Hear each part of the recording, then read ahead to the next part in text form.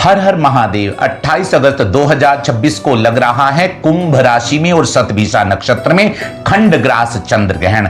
ये चंद्र ग्रहण क्या भारत में दिखाई देगा? गर्भवती माताओं को किन बातों का विशेष ध्यान रखना है? सबसे पहले तो हम ये जानते हैं कि पूर्णिमा तिथि का आरंभ कब हो रहा है, क्योंकि श्रावण की पूर्णिमा को ये खंडग्रास चंद्र ग्रहण लगने वाला है। तो पूर्णिमा तिथि का जो शुभारंभ है ये 27 अगस्त की सुबह को 9:04 से आरंभ होकर अगले दिन 28 अगस्त की सुबह को 9:48 तक रहेगा।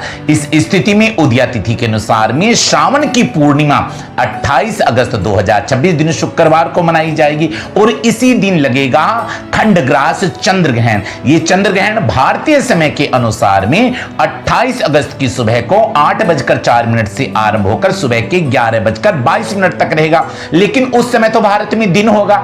आप कहेंगे दिन में चंद्र ग्रहण कैसे? ये भारतीय समय के अनुसार में ये जो समय बताया जा रहा है ये उस समय चंद्र ग्रहण अमेरिका, अफ्रीका, यूरोप, प्रशांत एवं अटलांटिका के आसपास के क्षेत्रों में दिखाई देगा, भारत में दिखाई नहीं देगा। इसलिए भारत में यम नियम सूतक पातक कोई भी लागू नहीं होंगे। मंदिर के कपाट अपने समय से खुलेंगे, अपने समय से बंद होंगे, क्योंकि जो ग्रहण भारत में दिखाई नहीं देगा इसलिए भारत में उसका सूतक, उसका विचार नहीं होगा। चंद्र ग्रहण का जो सूतक है 9 घंटे पहले आरंभ हो जाता है और भारत में ही दिखाई नहीं दे रहा, इसलिए गर्भवती माताओं को घबराने की आवश्यकता नहीं है।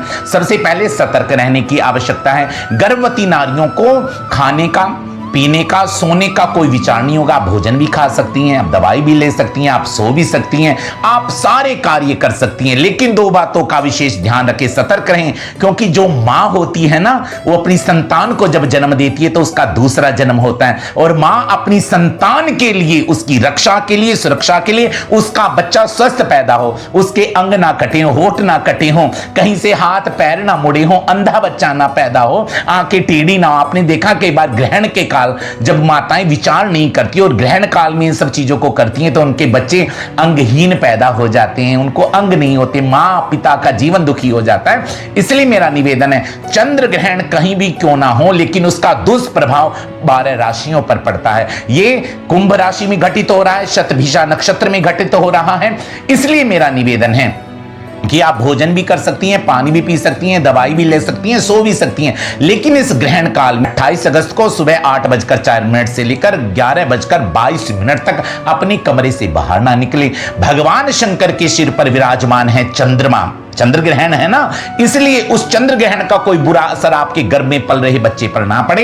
इसलिए विल पत्र की जड़ की मिट्टी, क्योंकि भगवान शिव को विल पत्र प्रिय है, विल पत्र की जड़ की मिट्टी लेकर और गंगा जल मिलाकर उससे ओम की आकृति अपने गर्भ के ऊपर बनाए। क्यों? क्योंकि गंगा जटा से बहती है शंकर भगवान की और जटा के पास ही चंद्रमा का वास है। इसलिए चंद्रमा आपके बच्चे को शुभ फल दे, आपका बच्चा स्वस्थ पैदा हो, भाग्यशाली पैदा हो। इसलिए वेद कहता चंद्रमा मन हो जाता है, चंद्रमा मन के देवता हैं, इसलिए घबराने की आवश्यकता नहीं है। ये शुभ कार्य करें। और दूसरा मेरा आपसे निवेदन है, इस जानकारी को माताओं तक अवश्य पहुंचाएं। गर्भवती माताओं से निवेदन है कि जिस समय ग्रहण काल होगा उस समय अपने कमरे से बाहर ना निकले, बिलपत्र की मिट्टी का ये उपाय अवश्य करें और ग्रहण काल के दौरान क्रोध ना करें, शांत रहें, धार्मिक रहें।